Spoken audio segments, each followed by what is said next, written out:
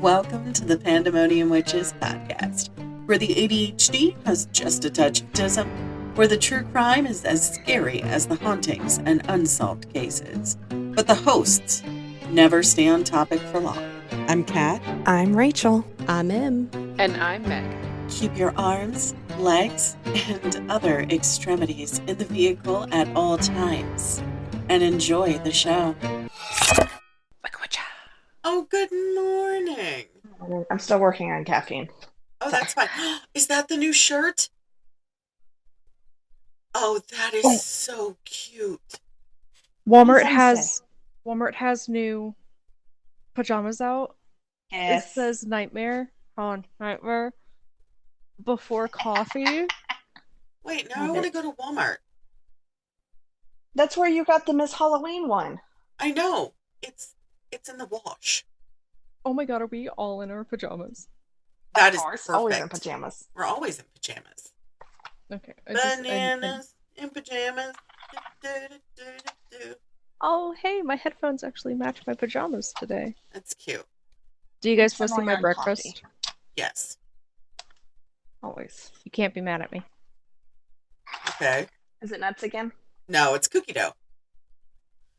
It's food that technically they no longer make it with eggs, so it's... It says safe to eat raw, so... Yes. How? Because They no longer make so it with many eggs. of us used to eat it. Anyways, so... I don't care, I'll die from salmonella. Oh, ironically enough, 11 years ago today, I made 16 dozen cookies for the Sujin G. Komen Walk for Cancer. Oh, nice. I ended up getting heat poisoning, sun poisoning from that. I'm so That I proud of you. believe. Thank you. Fluffy, stop. Ah, fluffy butt. Yeah, because I'm in the kitchen. She's like, oh, you're in the kitchen. I must be in the way. I must Everything. investigate. No, she thinks that she's going to get something. Because my father used to, when he would make sandwiches, give her a little bit of the cheese and a little bit of the deli meat. Ba-ba-ba. Shit that she, shouldn't have. Stuff she shouldn't do. Right. And so she now thinks that she, needs to be included. Oh no, I felt it too much. So I had a phone call from one of my lovely adopted quote-unquote kiddos, the Blondie, the ex-wife that I became friends with here. Mm-hmm. She's like, have you talked about Pinterest at all? And I was like, oh yeah, we've talked about him a couple of times. I don't know if I deleted the information, but I know we've talked about him a couple of times. Mm-hmm. Oh my god, those are so cute.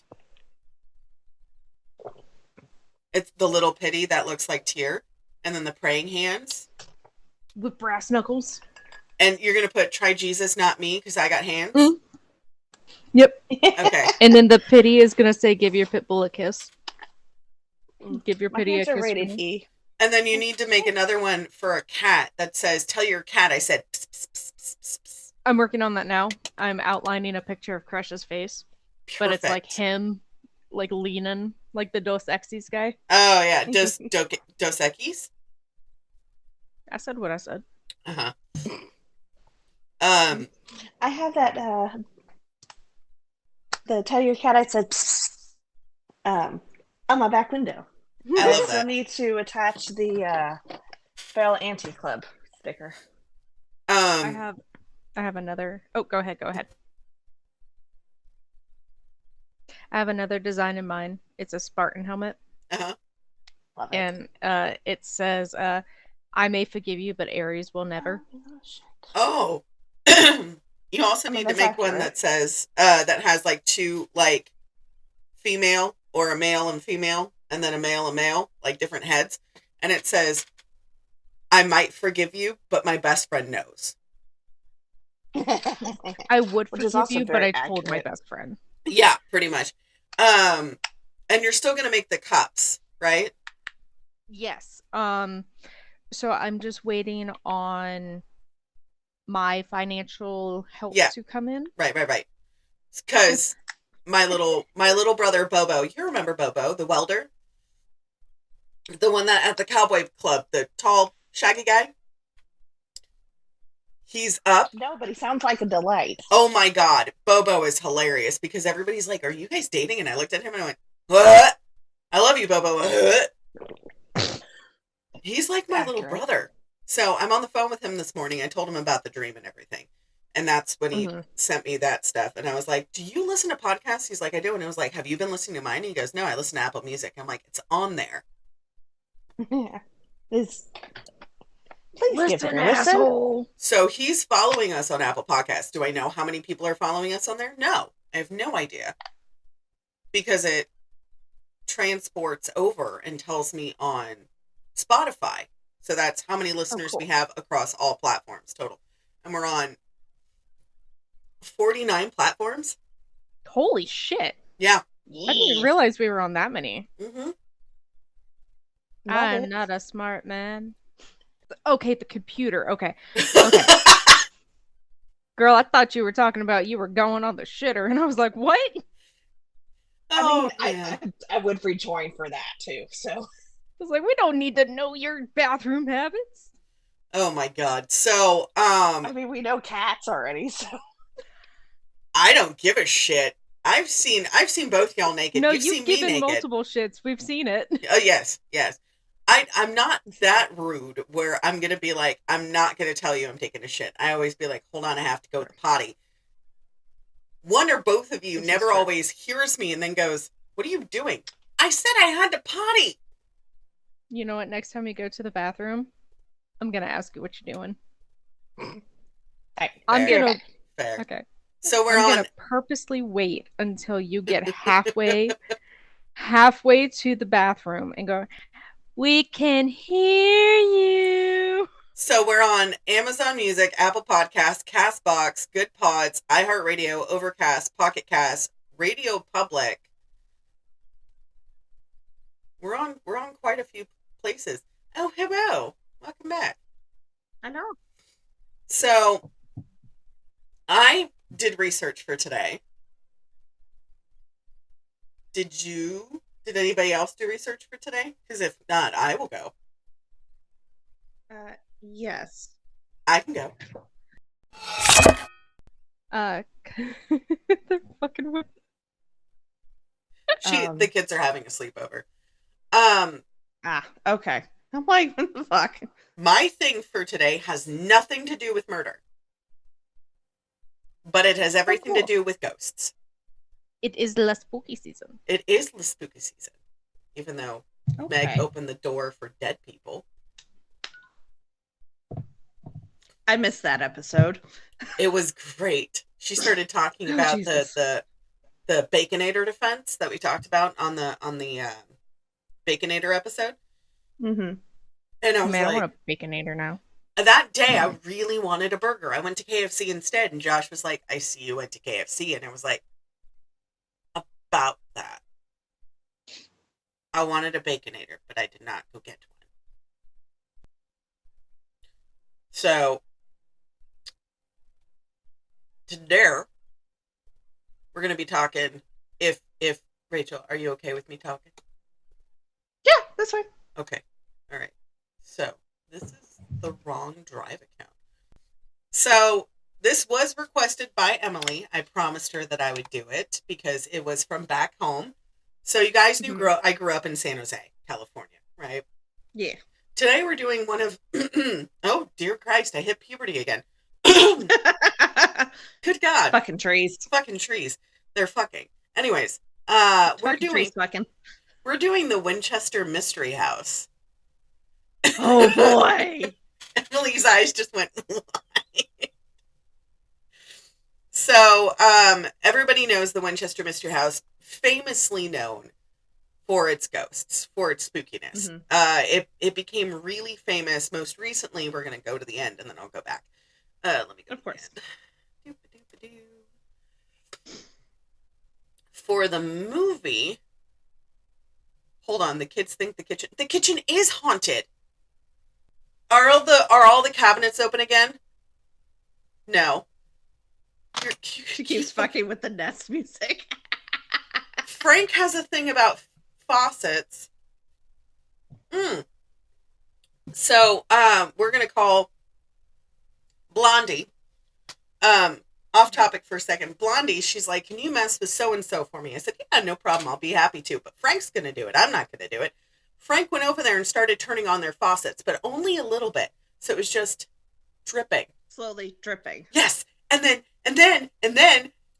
they had somebody go over to the house to fix it. Wasted money on it. They didn't need to. They didn't need to. Readjust. That's it. So she's just like, "Can you do it again?" And I was like, "Yeah, let me ask Frank." Frank loves this shit. Frank eats it. So he delights in it. So yes, he is always down for mischief. So yeah,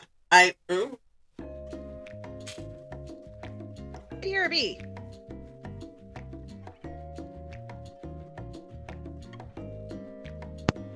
We can hear you pooping.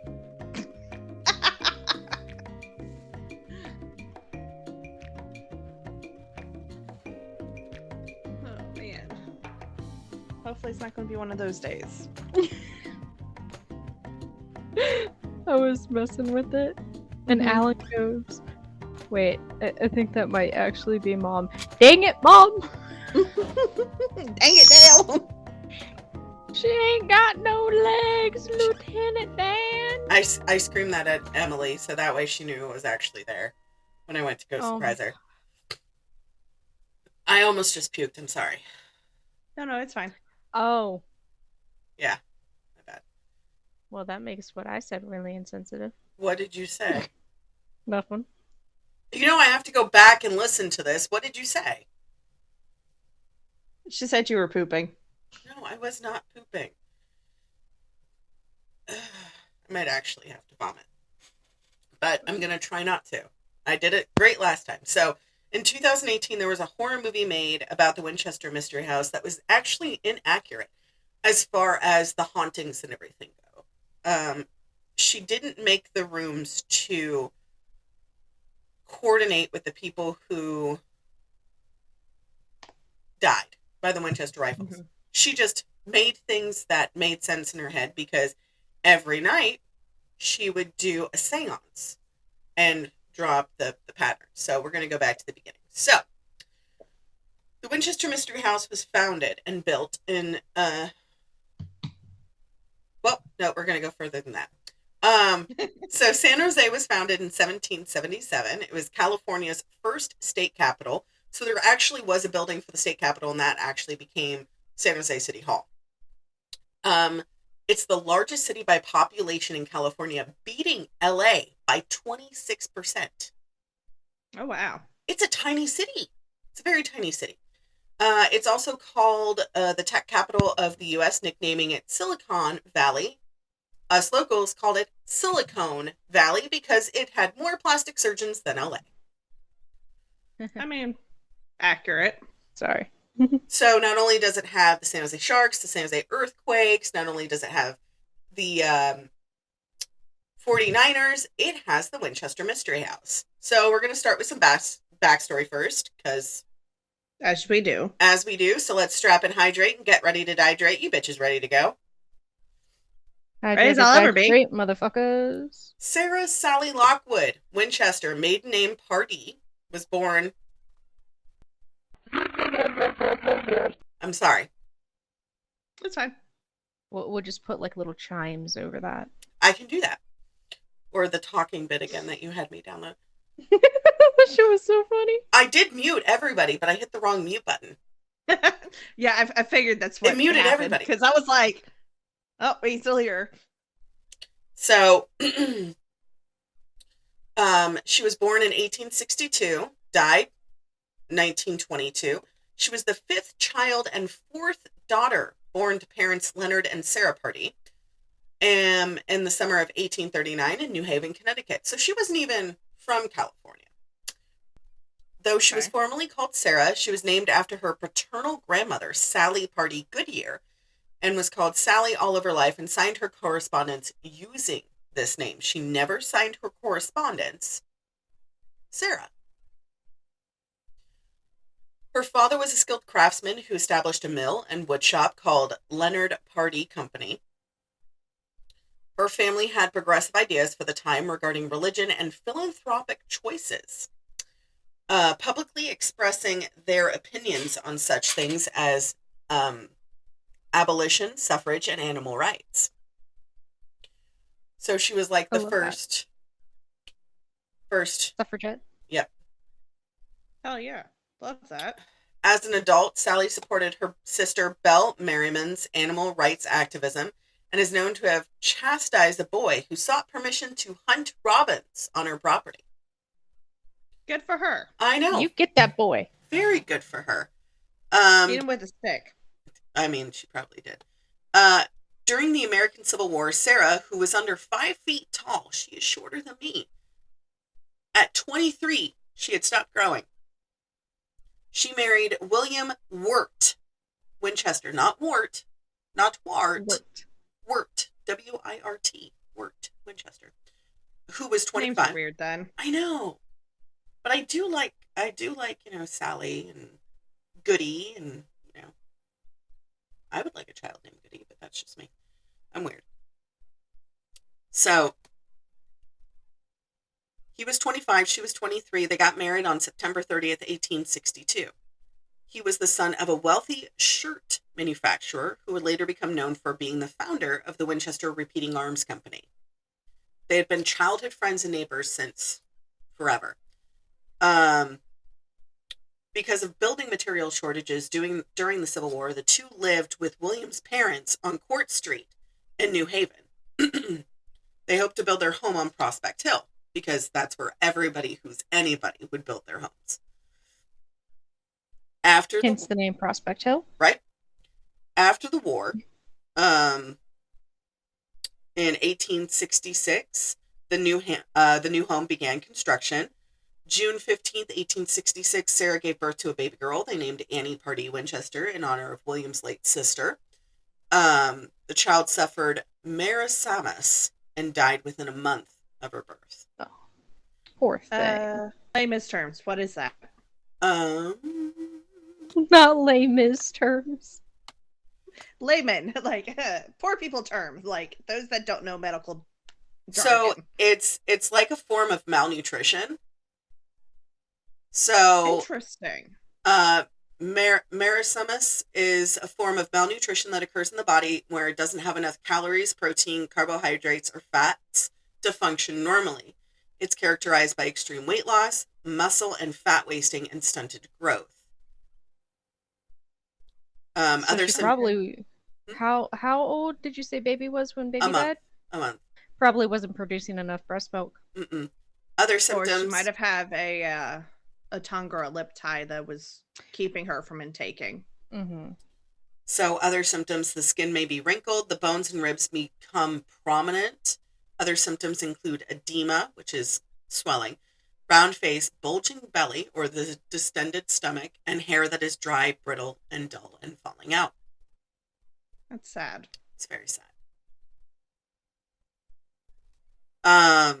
I'll send you my sticker pictures after. Okay, no worries. I was just No. I know. I just opened it and got my purple pack too, because we play Monopoly. So the couple was devastated. They withdrew from society, and poor Sarah remained reclused for over a year.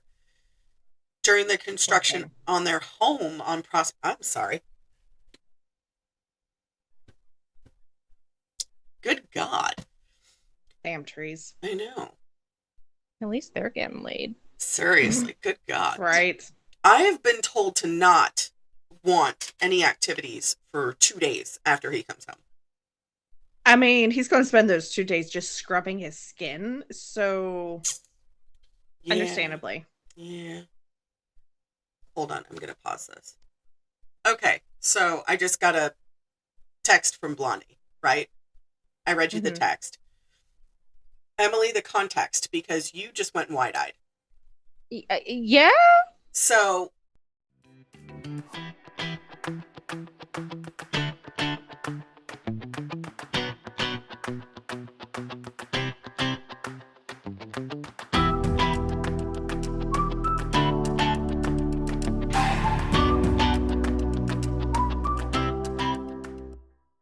anyways, we're going completely off topic. I can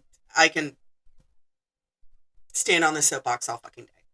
NSAIDs, over-the-counter meds when dealing with children during the day. At the end of the day, I don't care how much fucking. I'm going to say this as a medical professional, as someone who works in pediatrics, who has had to call CPS on multiple families multiple times because of the shit I have seen. I don't care how much pain you're in, that child comes first. Mm-hmm. And if you're in that much pain, get in contact with somebody else to come help you. Get in touch with the school. Right. And the reason Put that kid on the bus. The reason we're not saying names is because this person is enlisted. We're not stupid. Anyways, we're gonna go back to Sarah because her life is far more interesting. It involves dead people. So we're just gonna calm down just a second, insert some spooky music just to bring our. Wait. Are you fanning yourself? It's giving life. Yeah, I am. I'm sweating. She is heated. She is heated. She's angry. Yeah, I was too. I just have an AC going that said it's 60 blowing straight at me. So do I. I can't hear her AC now. I love it. It's beautiful. Mine's across the room, but it's there. So, during their construction, because obviously they lost their daughter, they're still constructing their house on Prospect Hill. During their construction on the home, the Winchesters embraced learning about architecture and interior design. Architecture and design became a lifelong hobby for Sarah, who also learned about real estate investment and financial strategies from her father-in-law. Now, this was at a time where that was unheard of. Women weren't allowed to have bank accounts. We weren't allowed to have credit cards, deeds in our name, anything. But the father-in-law was like, I'm going to teach you how to finance your money, how to work your money. Makes sense. So the house was completed in 1868 and approximately 20,000 square feet, had over 20 rooms with marble floors, decorative fireplace, chandeliers, large bay windows, plasterwork, and ceilings. In June 1869, Sally's father died at the age of 60, possibly thought to be rheumatoid arthritis. Between 1880 and 1881, she lost 3 close family members. Her mother died in May 1880. Her father-in-law Oliver died in December the same year. And her husband died from TB in March of 81. Yeah, I know. After a loss of so many family members, Sarah went to the shore, and followed a trip to Europe. Did you just say Sally? Her name's Sally, but everybody called her Sarah. I'm sorry. Sally sells seashells, but it's seashore. Was her legal name Sally, or was it Sarah and everybody just called her Sally? Her legal name was Sarah. Everybody just called her Sally. Okay. Yeah, but because you had to. I have to switch it because all of the research says Sally, and I'm like, her name's Sarah. Legally named Sarah. She went by Sally though. So okay. Don't give a little clarification.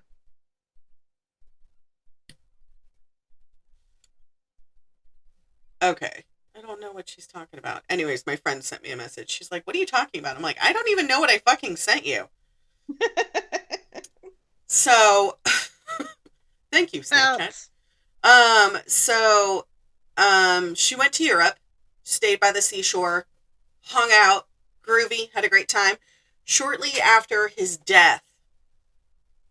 before his death, her husband, Willie, made bank drafts to his wife totaling $7,500 and made her the executive of his will. Now, mind you, What is that in today's money? I'm looking it up right now. So we love to do this on the fly. Okay. Here, I'll look it up while you talk. Okay. So Put that number in the chat for me. okay. The number in the year.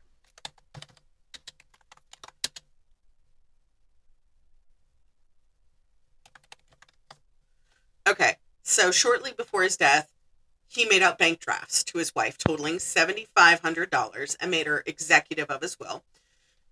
Sarah was 45 when he died and controlled 777 Winchester Repeating Arms Company, which were valued at 1881 $77,700 at the time. Between 1880 and 1885, she earned dividends from the stock, which averaged $7,900 annually. With the death of her mother-in-law, Jane Winchester, in 1898, Sarah inherited a further 2,000 shares of the Winchester Repeating Arms Company stock that was worth $400 a share. I was not expecting that face. It is ghost face. She is very much a gasp. Are we in the hundreds or the millions or the billions? If the calculator goes back that far. I think she's still muted. She's still muted. You're still, mind you, I'm only on page 2 of 12. It's a bit. It's a bit. All right, so in 1880, that was the furthest I could find. Mm-hmm. So I can't find it in 81, but I can find it from 1880. It is the equivalent to the purchasing power of about $231,467.65. A year? Yes. Holy shit! I mean, that's a nice chunk of change. That's more than a chunk of change. Good God. Roughly. Roughly. So after the loss of so many family members and after a physician recommended the drier and warmer climate for her worsening rheumatoid arthritis, because California is great on your joints. I don't have as much pain here in Texas as I did in Virginia, because Emily could tell you. The cold. The cold is terrible. But it's not from arthritis. It's just from nerve damage. Bad joints. Bad joints. So Sarah decided to move to California, which was a place with good climate, soil, relatively cheap land for sale. She had previously been to She had previously been to San Francisco with her husband and enjoyed her visit there. She went to quite a few little fruit farms. She had a lot of fun. It was great. Ooh, no, I don't want to make it whole screen. Stop. Okay. So, just kidding. Sarah paid for her sister Isabel, also known as Belle, and Estelle Gerard and their children to move to California. Another sister, Nettie Sprague, Nettie's a good name, moved to California as her husband, Homer Sprague, became president of a college for young women in the San Francisco area. Winchester supported her relatives financially for the rest of their lives with all of the money that she had inherited. Makes sense. The house would eventually be named the Winchester Mystery House, was purchased, Emily, you ready? 1886, $12,570 from John Hamm, Hamm. He was really big in the San Jose area. And it was $12,570. And it was a 45-acre ranch in the Santa Clara Valley.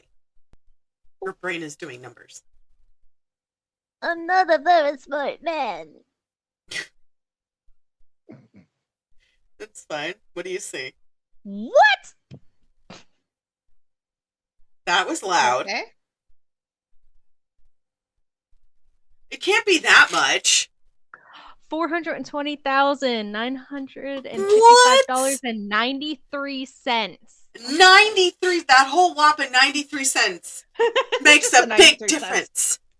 Jesus Christ. All right, let me just real quick.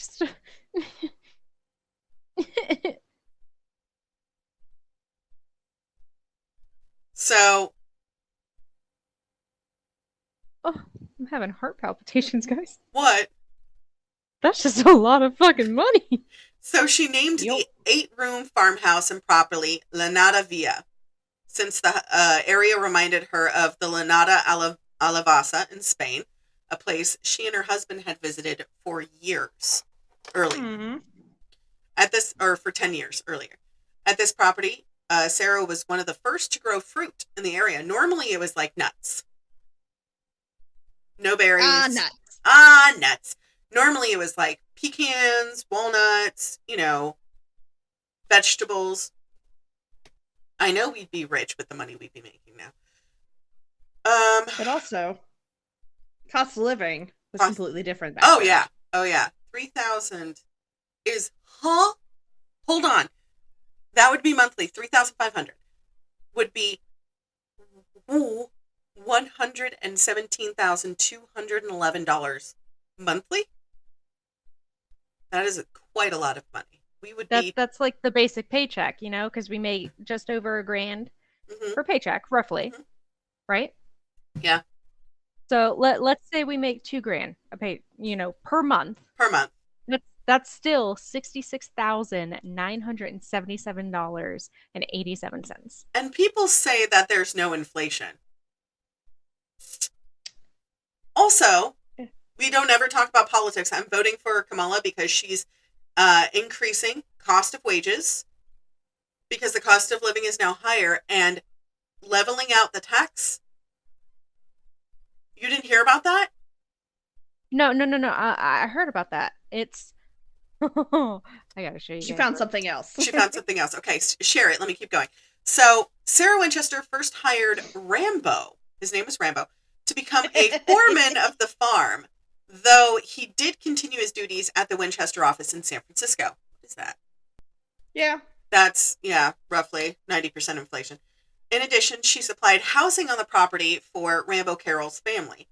She hired local people to staff the house and the farm, most of which were from Europe, China, and later Japan. So all of her workers were foreigners. Good for her. Good for her. We love that. Equal opportunity employer. The house was located on a country lane named Santa Clara and Los Gatos Road. Los Gatos Road is still there. It's one of the longest roads that goes from Los Gatos through to Santa Clara. So it goes Los Gatos, San Jose, Santa Clara. After Winchester died, the road was renamed, the Santa Clara Road, was renamed the first Winchester Road and then Winchester Boulevard, which is still there, which is where Santana Row and what I like to call the booby theaters are located because from plane, they look like two titties. They were called the domes. They were called the domes. They have been since demolished. But like the titty lights. The dome lights. Yes, except they're on the ground. They had the worst seats. I've had my first dates there. That's where Josh and I had our first date. Except they tore them down and they made affordable housing. Oh, I would like that though. I like that. So, her initial plan for the house was to build a house to accommodate her entire family. But this didn't happen. Oh, that's awesome. Obviously. Things happen. Due to the isolated location of her new house and the constant construction. The only family member to live with her was her niece, Maria Daisy Miriam. Okay, interesting. No want to turn off. It started playing my wake-up music. I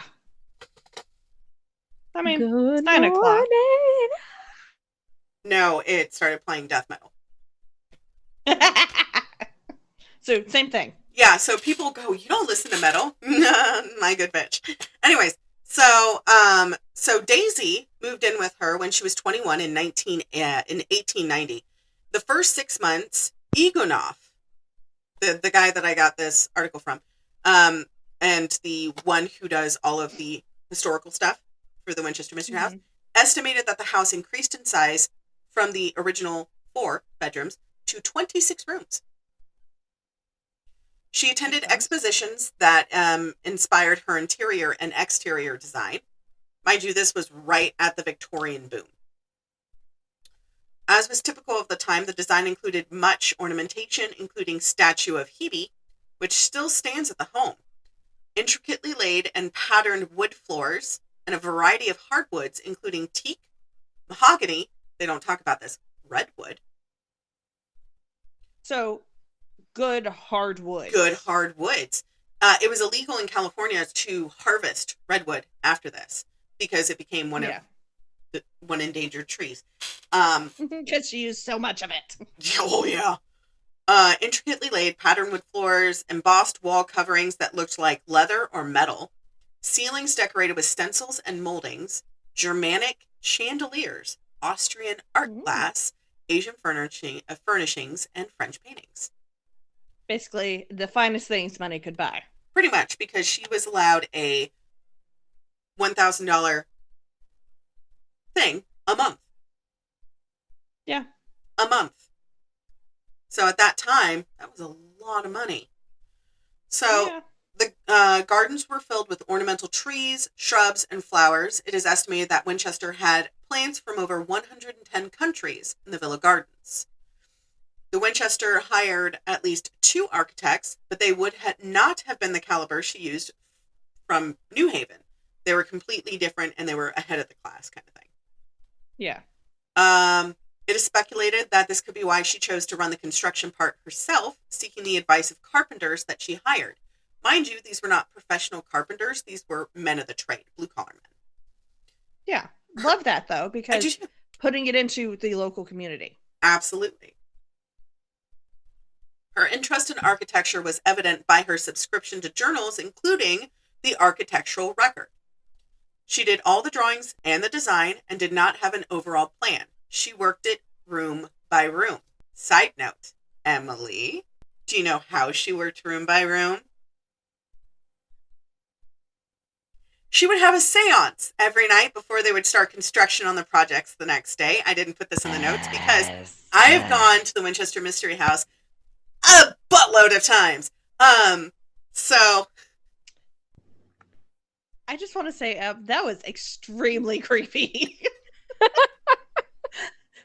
What do you mean? But also, like, it makes sense that she, focused on one room at a time, because for most for people that actually are good renovators and builders, working on one room at a time is smart. Like, especially your whole focus. Yeah, because then you're not,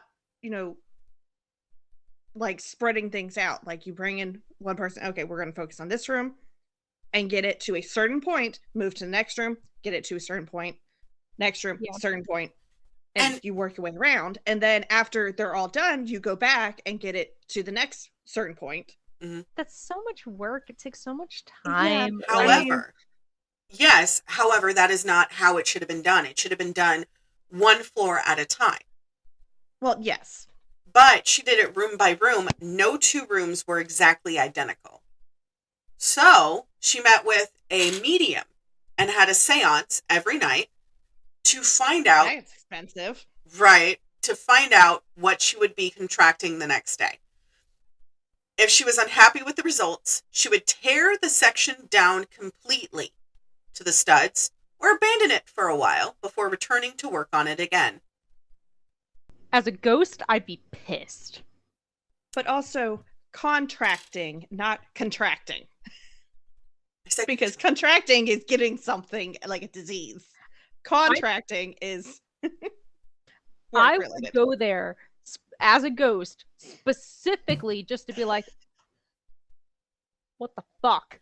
No, you can get lost in this house. You can get lost in this house if you do not have a guide. The guide knows exactly where to go in the house and where not to go. And even the guides get lost sometimes. I don't know. We'll get to that at the end. I'll describe what happened to me. There's the thing. The windows, which are all pastel colored, most of them except for 2, asymmetrically designed and sharply beveled, were initially made by Tiffany & Co. Historian Jim Wolfe. Oh yeah. Historian Jim Wolfe believed the windows were most likely made by glass artist John Mallon from Alexander Dunsmar's company, the Pacific American Decorative Company, since that style of glass could be found at Craigdarch Castle in British Columbia in Canada. However, there are, in fact, 3 windows made by Tiffany & Co. They are red and black and have spider webs. There are 13 panes. The spider webs have 13 fashions. They have 13 little red balls on it. Her number was 13. All I can think of is the giant window from the Wednesday? show Wednesday. She has a window like that in the house. It was never Oh finished. my God! It was never finished. You can see it from the road, and it has those bevelings on it, and has 13 panes on each side. God. It's absolutely beautiful. But each of the floors had 13 windows and 13 doors. Makes sense. Wolf's theory was confirmed when an envelope from the Dunsmuir Company with a seal on it, postmarked July 1894, was found within the walls of the dining room that was undergoing restoration. The note with Winchester's handwriting was on the envelope. So there are 3 windows in that house that are made by Tiffany & Co., but those windows have been removed and are in one of the rooms that's like a showroom in the house. Yeah. Where they show like the different types of windows. Those rooms are preserved in there, and they're in glass cases because they are worth very fragile. Millions. Not just fragile, they're millions of dollars. Yeah. I have an intrusive thought, guys. No. Oh no. Emily. No. I have an intrusive thought. What is the intrusive thought? I have a rock. Why? No. So the upper level windows have spider web tracery, a popular design at the time. Windows on the right and left side of the brick fireplace have Shakespearean quotes with Richard II and Troilus and Cressida. Many of the windows... Oh, nice. Right. Many of the windows purchased were never installed in the home and are stored in the house, which is in the room that I told you about. Yeah. In 1896, Winchester added stories to the 2-story home. In some areas, the home was 5 stories high, and she added a 7-story tower that the San Jose News said was rebuilt 16 times before she was satisfied with its completion. I mean, makes sense. She added state-of-the-art plumbing and electrical systems at the time, which I'm going to go to that photo. Give me a second. Please hold.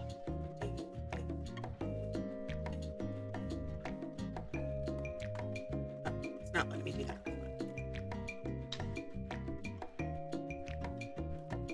So they didn't have stuff like this at the time. So that is a bell system that she had installed in the house. And she was one of the first few that actually installed it. She built an indoor garden with an irrigation system that watered the plants, and the sloping floors would channel the water to trap doors, which would be piped to outdoor flower boxes, which was ahead of its time. She installed an annunciator, which is that little box, a common early version of an intercom to call servants. The construction of the home was often delayed and stopped for months at a time due to her seances. The unusual design was not uncommon for the time. Elizabeth Colt in Hartford constructed a home over many years, and it was described as rambling and asymmetrical. Did not make any sense. Homes being Homes being constructed in the San Francisco area, not San Fran, it's San Francisco, such as Haus Lithenfeld, were described as crazy quilts being pieced together. She focused on her construction project instead of giving in to local rumors and insults. She kept tradespeople working during the many years the house was constructed. The house is Victorian with East Lake and stick design elements, and the original color was blue on the outside, but later changed to yellow. Winchester, over time, increased the size of her property around Lanata Villa from the original 45 acres to 160. Ooh. In 1893, Winchester's youngest sister, Estelle Pardee Gerard, became ill. She was moved from San Fran to the Villa with hope that the drier climate would improve her health. It did not. And in January, That's bad. Gerard died from cirrhosis despite being treated by her own personal physician, Mead. Why would somebody name her child Mead? They were drunk at the time. Names were weird then. I would understand Maud, but it's Mead. M-E-A-D-E. Mead. It is unknown if Sarah was at La Nada Villa during the 1906 earthquake that caused numerous amounts of damage to the building. Just prior to the earthquake, based on letters to her lawyer, Sarah was at her home in Atherton, which is also in California. Damage to the villa included the 7-story tower, 3rd and 4th floor additions, and most of the chimneys had collapsed. The plaster, wood, and tile work was destroyed. Winchester had debris cleared, and the home was made safe, but no further building occurred.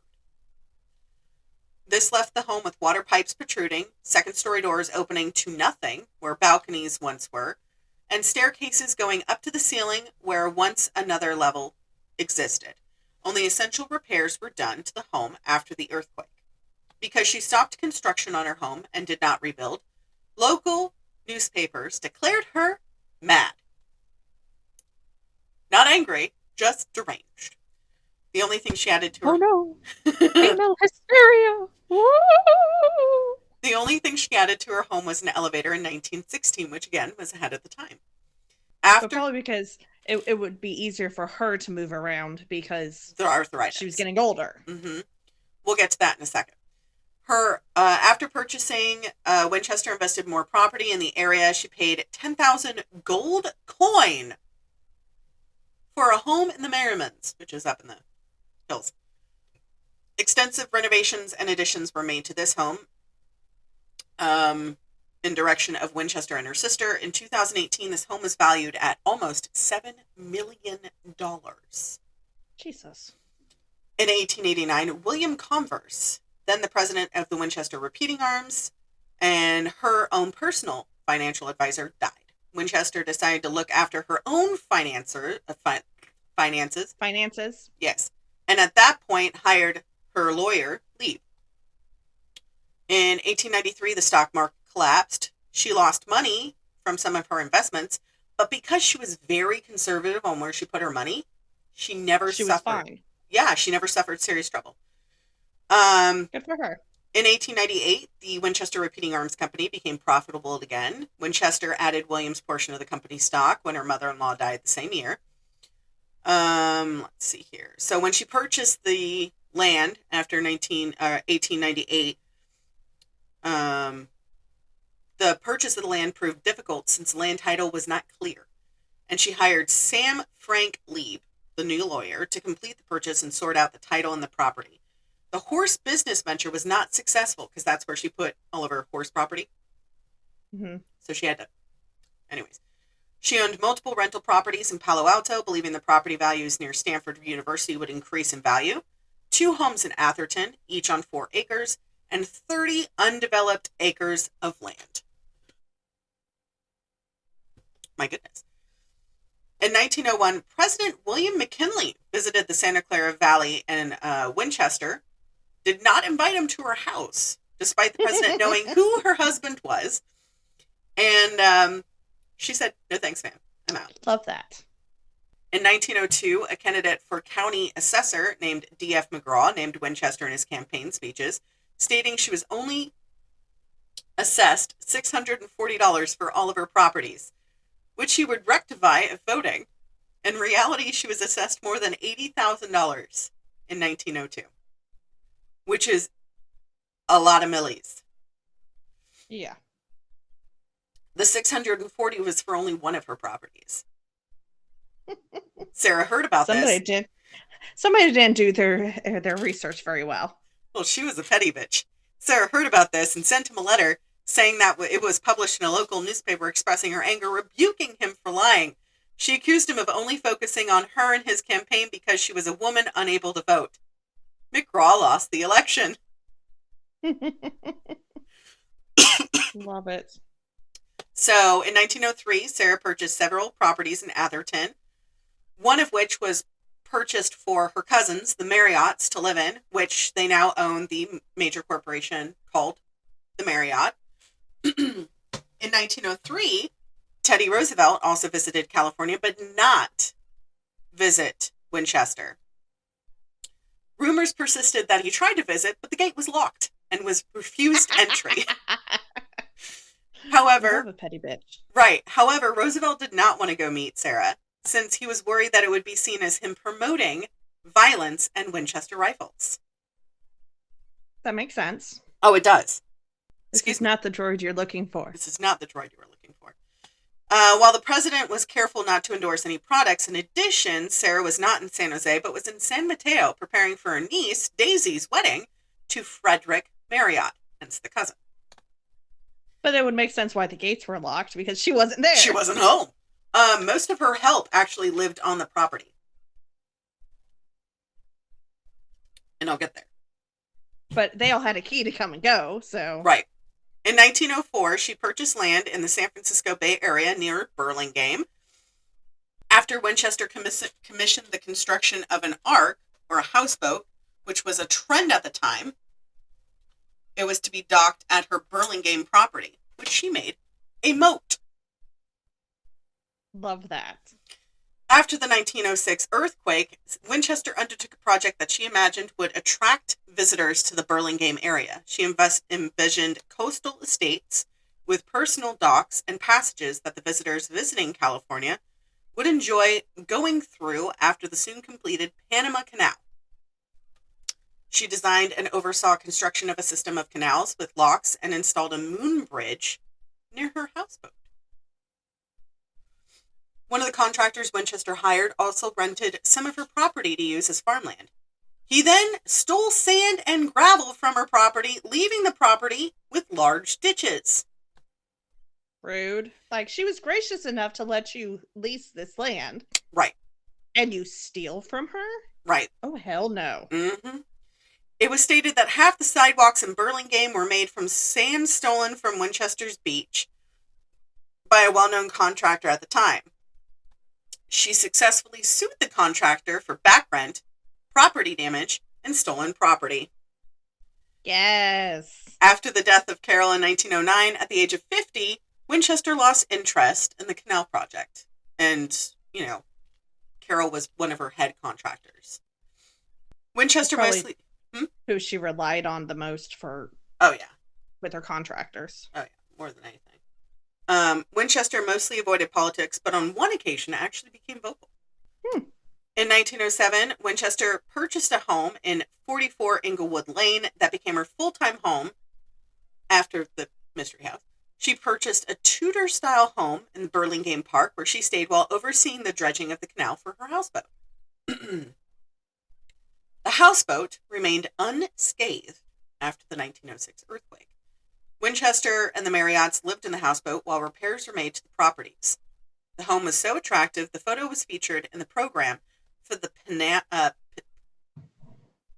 Panama Pacific International Exposition. Say that 20 times fast. Of 1915. She was so successful with her finances between 1910 and 1912, she received $260,000 each year in stock dividends.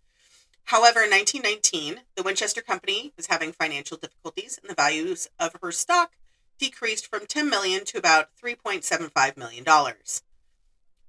Most donations... Cat butt! Sorry. No, you're fine. Most donations by Winchester were done anonymously, only known by her lawyer and her, discovered after her death from letters and ledgers.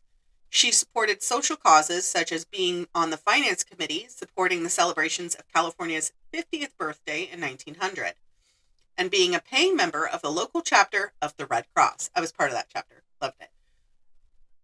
After the 1906 San Francisco earthquake, Winchester donated $150 to the San Jose Relief Fund, which is still around. She supported the Save the Redwoods campaign, donating $500. After Frank Carroll's sudden death, she purchased a home for his family and continued to support his wife and children until her passing. Okay. We're just gonna keep going. Probably a good idea. Okay. So, her largest donations were to the tuberculosis ward in New Haven, Connecticut. Initially, Sarah donated $300,000 in the 1900s. Over the 10-year period, Winchester donated over $1 million to the hospital, which opened on 1918 as the William Wirt Winchester Hospital. Winchester I was was not... thinking because it was because of, was it her husband that died of TB? Yeah, her husband died of TB. So makes sense that, she would put money back into the people, the place that took care of him. So the hospital became part of the Yale School of Medicine in 1948. Okay. By 1903, her rheumatoid arthritis had disfigured her hands and feet, limiting her ability to walk. This brings up the stairs. So we were talking about her rheumatoid arthritis. So her stairs were no more than an inch tall. Yeah. So literally she had 13 steps, and then it'd be a straight path, turn, and then 13 steps, straight path, and then turn. Her stairs were 13 high for most of the floors. But it was 13 steps per before anything. But they were only an inch high. I literally measured them when I went. It was so cool. It's like, there's no way these are an inch. They're an inch high. She was losing teeth and required dentures. Writing was painful, requiring the help of a stenographer and her niece Daisy. In 1911, her health improved somewhat, allowing her to sew, even though newspapers reported that she was close to death and at death's door. At the time, Sarah hired Henrietta Severa to act as her nurse and secretary, as well as stenographer. She remained a trusted employee until she died. By 1920, Winchester rarely left her home, shopping for clothing and material via mail, and having store employees bring purchases to her in her car. In September of 22, Winchester was driven from her home in Atherton to Lonatavia to be closer to her doctor, who lived in San Jose. She died Tuesday, September 5th, 1922. She was buried in New Haven at Evergreen Cemetery beside her husband, William, and her daughter, Annie. Lieb, her lawyer, who at that time had been her lawyer for more than 20 years, or 25 years, looked after her estate and her will. We're about to get to the spooky shit, guys. I know, I'm sorry. It's an hour of... This thing was huge. The Winchester house was huge. She was huge. So I'm sorry for all the... it's still huge, but... backstory. Her estate was estimated to be worth $3 and $4 million, considerably less than what her estate was rumored to be worth. Winchester named 5 of her closest employees in her will, along with her living family members. Her niece Daisy inherited a home in Palo Alto and the contents of all of the other homes. And I do mean all. Any remaining money left in the trusts that she set up for family members was to be left to the William Wirt Winchester Hospital when they died. The will stated that if anyone disputed her wishes, they would receive nothing. So if they said, I don't like this, they went, okay, you don't get a dime. Too bad, so sad. Most of the properties were sold off. However, Lonatavia was in such poor repair that it was deemed worthless, and that was the only property that had value. John Brown, however, was the only person interested in the land, but he was unable to purchase it, so a lease agreement was reached. 6 months after her death, the home was opened as a tourist attraction, and Brown purchased the property in 1931. I'm fine. Stop fussing, I'm fine. Go see your granddaughter. Jesus Christ. Mimi's never Hi, seen... Mimi. She's never seen me have an episode before. Emily, you've seen so plenty. she's worried. Stop that. So Mimi's worried because she's never seen it before. It's fine. Kitten. So, do you want to hear some spooky shit? Always. In 1908, the first mention of angry spirits haunting the house appeared in the San Francisco Examiner with rumors she was considering selling the house. The stories then spread to encapsulate all the other properties. The rumors stated that if she sold any, she believed she would die, and there were hints that she was involved in the cult. Not the cult, the occult. Despite these rumors, she sold one of her Atherton homes to somebody. Incorrect rumors spread about Winchester's houseboat, stating she purchased the boat after the earthquake in fear of a biblical flood. She bought the boat because of the buoyancy and knew that it wouldn't suffer any damage during the earthquake. And plus, they were popular at the time to have moats and houseboats.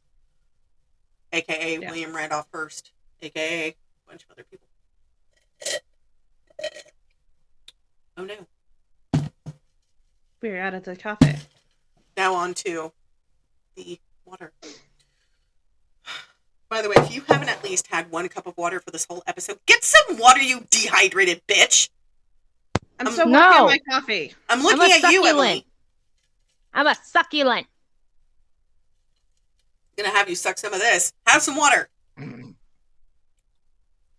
So, the rumors Oh, painted I have to have some water? Your tongue is green.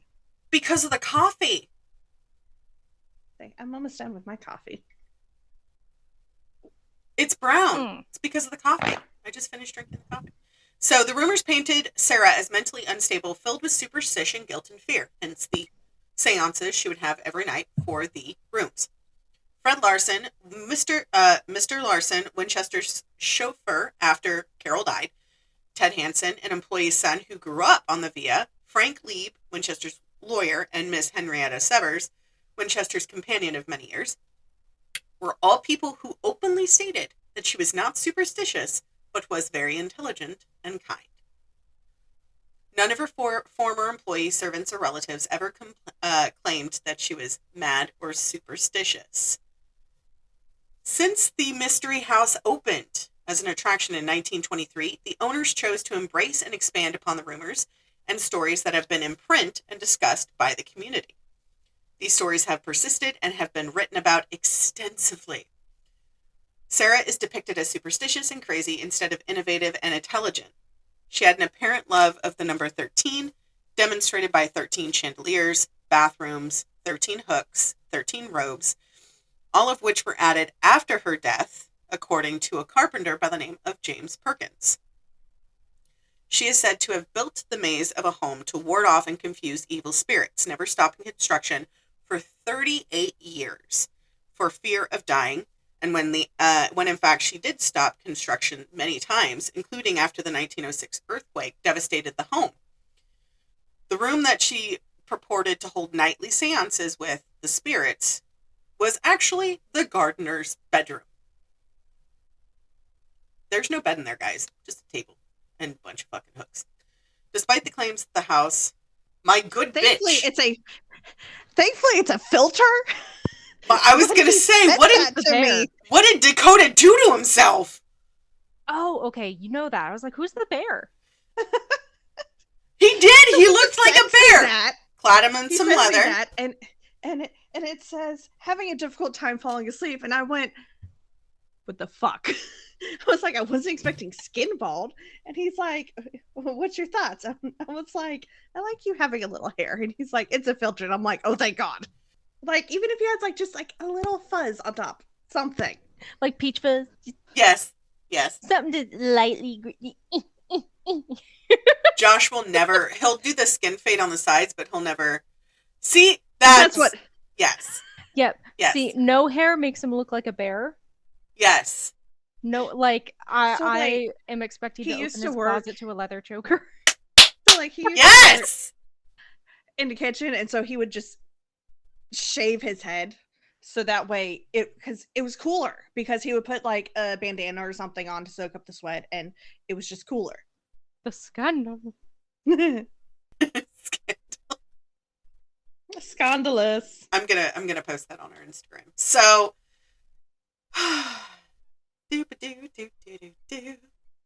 Okay, so despite claims that the house is haunted in the United States, according to investigator Joe Nickel, there is no evidence that the Winchester Mystery House is haunted. It is. I don't give a fuck who he thinks he is. Her staff, friends, and family were unhappy with the rumors surrounding Winchester and her house, and the Carrolls were distressed that Winchester's house was turned into a haunted tourist attraction.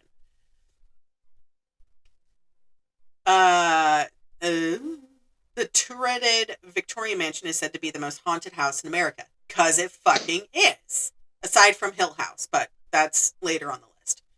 The Winchester House has loomed large in the imaginations of San Jose locals ever since it was built in 1884, but has drawn international travel attention thanks to the release of a 2018 movie with Helen Mirren called Winchester. It's a horror movie which Helen portrays Sarah Winchester, who has designed the eccentric home to bamboozle ghosts. So let's talk about some of the quirky bits. One quick question. Do you want a praying mantis? In a jar? Oh God. Yes, please. Okay, I'll be right back. Okay. I wait. I put on pause. Okay. Well, that was an exciting break. You caught a praying mantis? Yep. I love that. Who sent that I to was you? like, I don't. Your mom? Yeah. She went to go leave for church, and it was on her front tire. We love Donna. And so she was like, "Cat better love me," and I was like, "She does. I do love Donna. We just don't like her sometimes." You know, there are sometimes I if she does hear this, I'm sorry, Donna, you're still blocked. But that's just because Yeah, no. I don't have the space or the spoons for it. Emily's screaming. Let me pause again. We're just going to keep going. We're gonna keep going. Okay. What happens behind this wall is none of my business. Well, do you want to talk about the quirky bits of the house? Mm-hmm. Okay, so there are Okay. staircases that lead to ceilings, which she actually put into the plans because they're actual blueprints, or she wrote staircase to the ceiling. Windows set into floors, a door that opens to a 12-foot drop. The guides have nicknamed it the mother-in-law suite. Okay, was the door opening up to nothing original? Yeah. Okay, because earlier you said that, doors open up to where balconies used to be. So that's why I was asking. There was are it two originally supposed doors. to have a balcony? Right, there are two doors that are behind, not glass. They're the plexiglass. They're behind plexiglass, and that's the door that would lead to a balcony because it connected to one of the bedrooms. Okay. Eerie motifs abound. 13 appears everywhere. Ceilings with 13 panels, 13 coat hooks in the seance room. There are also many decorative spider web patterns, which were popular at the time. People believed spider webs would bring them good luck, which is true. During the Victorian era, spider web windows were used to bring good luck into the home. The complete size of the house, it went from a 2-story farmhouse and transformed into a 7-story with basement, which is unheard of, castle-like residence with 160 rooms, 47 fireplaces, and 10,000 panes of glass. Oh, jeez. The Winchester Mansion was a modern marvel with indoor plumbing, multiple elevators, a hot shower, and central heating. Cool. All the fancies. The rooms included 40 bedrooms, the 10,000 windows, and 2 basements. Of course, its size is not the only thing that's unique about the house. Not all of the 2,000 doors can be walked through. One leads to an 8-foot drop, another 12-foot drop, one to a kitchen sink, another to a 15-foot drop into the bushes of the garden below. Just a random kitchen sink. Just gives new meaning to everything, including the kitchen sink. Staircases that lead straight to ceilings. Expensive Tiffany stained glass windows were installed in places they would get no light. These are the ones that are now in the observatory room. And more secret passages than a trip to Narnia. A particularly odd delight is the cabinet that, when opened, extends to 30 additional rooms in the house. Oh, she exhaled really heavily on the mic. Oh, I thought my mic was muted. I'm sorry. No, I got a piece of nose hair got caught, so I was like trying to blow it out. Oh my! Because all I hear is the noise on the mic, and I was like, okay. So, legend has it, however, that Sarah believed that that she herself was a haunted house, and that she was haunted by the spirits that were killed by the rifles. Visitors will walk narrow, zigzagging staircases, spot curiosities like upside-down pillars and cupboards that are only a half-inch deep, and even see rooms damaged by the 1906 earthquake, which also removed the 5th, 6th, and 7th floors, which we already talked about. All of the enduring mysteries surrounding her, Sarah is the biggest mystery of all. There is a person who, if she ends up listening to us, hello, Mariah. Her name is Mariah Campshafer. She worked as a guide at the house since 2012 and still apparently works there. Most tales about Sarah and her home are conjecture. There is little in the way of hard facts known about Sarah. She could have been trying to outrun the supernatural, but she also could have just been really, really bad architect. Personally, Mariah thinks that Sarah gets bad rap. There's this popular conception that she was crazy, but spiritualism and seances and whatnot were normal at that time. Another guide. They were the thing. Right. Another guide, Mario Ramirez, says many people assume Sarah was a recluse, but insists she was actually one of the most top socialites of the area. It's actually true. One of my friends studied architecture in San Jose, and a lot of the socialite behavior in the early 1900s had her on the ticket list coming into these social galas and events. She was only recluse when it came to politics, more often than not. Ticket holders are taken to unfinished rooms never seen by the public, including the Witch's Cap turret, also believed to have been a seance room that Houdini visited to disprove rumors about the house. He left with more questions than answers, said guide Melissa August. Even the tour guide believes... even the tour guides believe that the house is haunted, but they say that ghosts are friendly. I can confirm that. On the Explore More tour, which is one of the things that they offer at the house, August shows the basement where the man is pushing a wheelbarrow into a coal chute is often seen. He is there. We believe that it is probably Carroll, Mr. Carroll, the man who took after the house for so long. He always tips his hat, says August. The estate also has 2 small museums included in the ticket price. One exhibits Winchester rifles throughout the ages, from when it was conceptualized into most recently, while other displays antique products marketed by the Winchester brand. Spot the Gunsmoke cologne. In response to the ongoing claims of ghostly encounters and other paranormal phenomena on the property, in the early 1990s, the Winchester management had a parapsychologist and paranormal investigator named Christopher Chackin conduct a full-scale scientific assessment of the property. The month-long, round-the-clock investigation included interviewing over 300 people regarding their experiences on the property, analyzing every aspect of the environment for unusual phenomena, and they were able to put together a report, which I don't have access to, but the house is not wheelchair accessible, and service dogs are the only animals permitted entry. Photography is not allowed in the house. The only part of the house that is wheelchair accessible is the actual gardens themselves. So Because of all the stairs. Right. So I did take a picture from AAA magazine. So that is the Winchester Mystery House. This is what's known as the pretty Redwood Room. Especially with the blue on the walkways, it makes it look like a moat. It does. And then the blue is actual concrete. But it's painted, so it's not painted. Is it just stained? No, it's just always looked that way.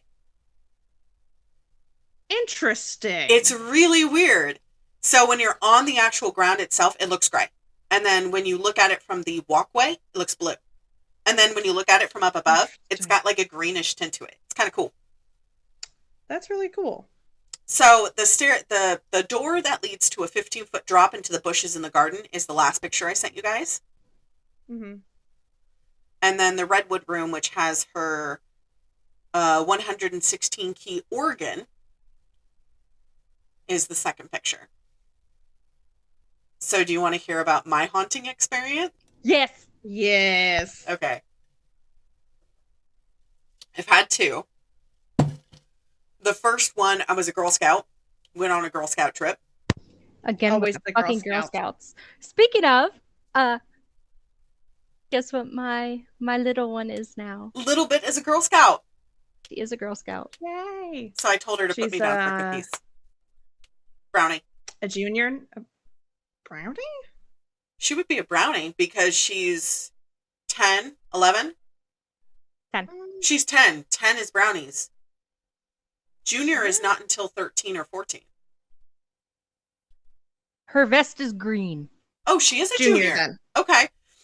I was like, no, brownies is like from like 5 or 6 to like 8. And then after 8, you become a junior until you get like 13. It's been 30 years since I was in the Girl Scouts. So And then you become a cadet or a senior because they changed the names. So I think I it's can tell Cadet and then Silver Scout because the last thing I did was Silver Scout and that was 17. So for me, it was Daisy, Brownie, Junior, Senior, and then Adult. Silver Scout. It's Daisy, Brownie, Junior, Cadet, Senior, Ambassador. Ambassador is the new one. Okay, so that was Silver Towards the Scout. adults. Yeah, Silver Scout. Yeah, because I never did the cadet portion because that's a newer thing. Or it might be regional because you just went straight from junior to senior. Yeah, Cadet You go from is green to tan. girls 6th to 8th grade. So they go by grades, not by ages now. Yeah. I mean, I associate with age because they start at the when school starts, so hauntings. yes. I was in the Girl Scouts. I was a junior, but at this time I think it was 13, maybe 12. Mm-hmm. I don't remember a good chunk of it. I went into the Winchester Mystery House. I don't remember until I got into the van to leave. But apparently they found me in the locked kitchen downstairs by the basement, rocking back and forth saying they can't see me, I can't see them. I mean, that's valid. That's valid. But I can't remember any of this. And one of my friends told me about it years later because it wasn't with my troop. I went with a friend's troop. My troop was out of town. And I really wanted to go. And they were like, do you want to come with our troop? You can just wear your vest and come to get one of the badges. And I was like, fuck yeah, I'll go. Sure. Why not? Do you think I paid attention? Absolutely not, because I didn't care. So anyways, years later, I was like, I want to have a better experience. So I went with a couple of friends. I was protected up the wazoo. I had my necklaces and my bracelets and, made all my things. Everything. I remember everything. Except for the last 5 minutes.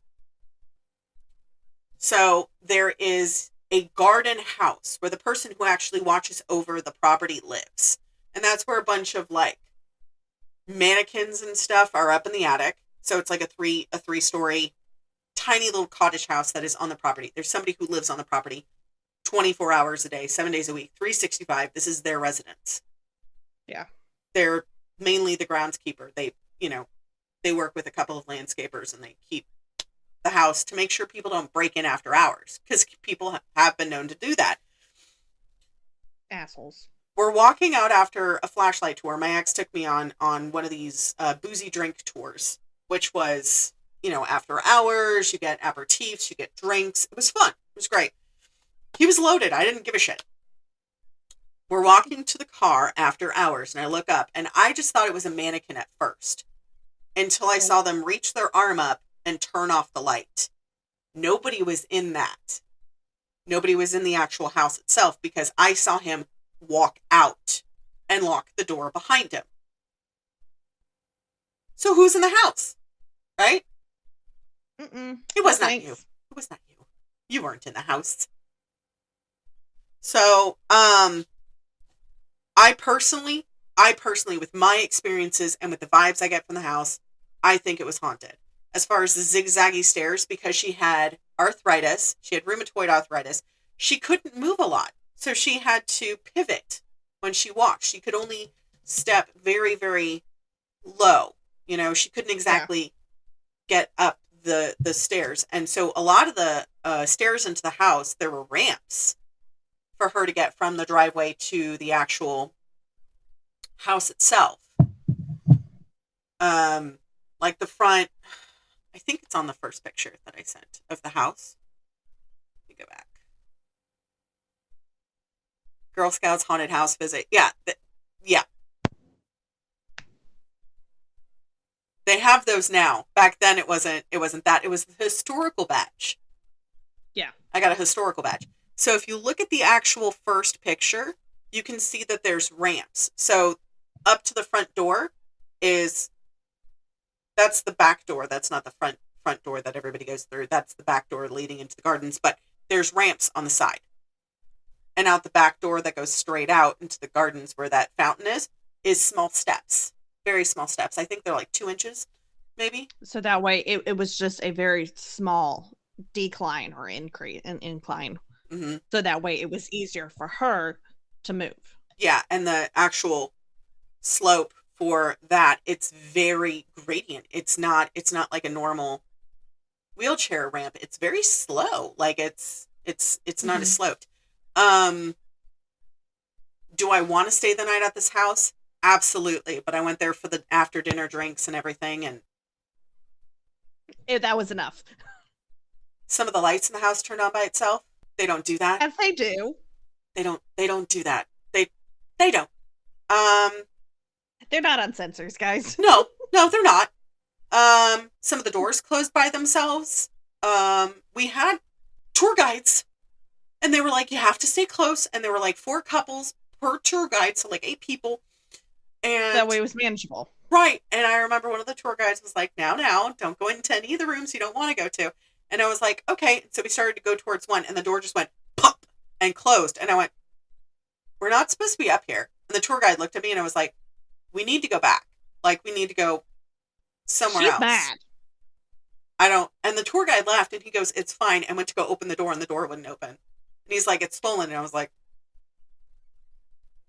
okay. She does not want you up there. That's fine. But as far as it being haunted by Sarah herself, I don't think it is. I think it's haunted by the people who used to work there, who are very respectful. Because they're not mean. They're not vicious. They're not rude. They're not angry. They're just opinionated. Very opinionated. There's a couple of kids that live on the property, ghost-wise. Some of the toys they have their eyes. They all have their eyes. Oh, good. So I think it was just... I wanted to make sure. I think it was people who used to live on the property with their family members, because she had houses and shacks for people who lived and worked there continuously, who had their families there and everything like that. I think they just lived there for so long. When they died, that was their happy place. But I mean, yeah, that was the Winchester Mystery House. Da-da. I loved researching it. It was one of my favorite places to go, aside from the aquarium, growing up. But what'd you guys think? It was very spooky. Emily, awful quiet over there. Nothing? She's looking at something. I'm yelling at my husband through the camera. Oh. Okay. Well, I assume she had a good time. Yes, I did. I'm sorry. Yes, I did. It's fine. You can yell at your husband. Tell him I said... I know. I could hear the kitchen music upstairs through 3 closed doors. Absolutely not. That's too loud. So, with that, our party possums, stay feral. Bite the hand that feeds you. Or just bite the hand in general. If they annoy you, string them up by their toe hairs. Or hang them by their thumbs, as they once said in Harry Potter. The screaming. Yes. I miss the screaming. And with that, we'll see you guys next time. Okay, bye. Goodbye. Next time on the Pandemonium Witches. This specific variety is from Scotland. They are associated with the unseelie court due to their tendency towards eating humans. I beg your finest pardon. Fuck yeah, concrete. They prey on men using their feminine appearance to disarm them and get close, only to then slit open their throats and chest and drink the men's blood dry. Fuck yeah. Feminism. No! Do you want to hear about some wandering pants? Fucking what? I was thinking the actual Loch Ness Monster having a TikTok. Okay. That's why I was looking at you like, what? Oh, man. I mean, I wouldn't be surprised, but I was utterly confused from it.